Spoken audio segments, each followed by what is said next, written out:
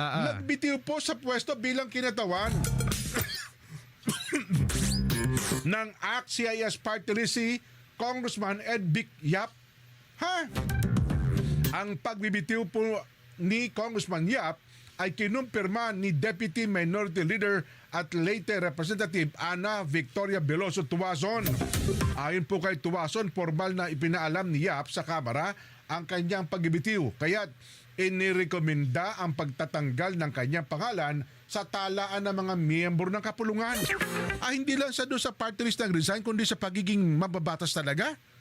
Ayun! Agad po namang inatasan ni Deputy Speaker Yazer Alonto Balindong ang Secretary General. Alisin na po si Yap sa roll of members.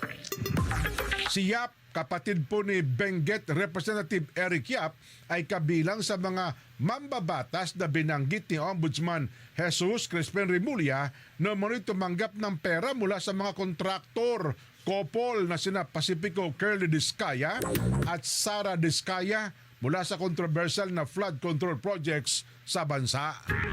Sino kaya ipapalit ng ACT-CIS, ano? Kasi automatic yan, papalitan lang nung nominee. Kung sino man po yun.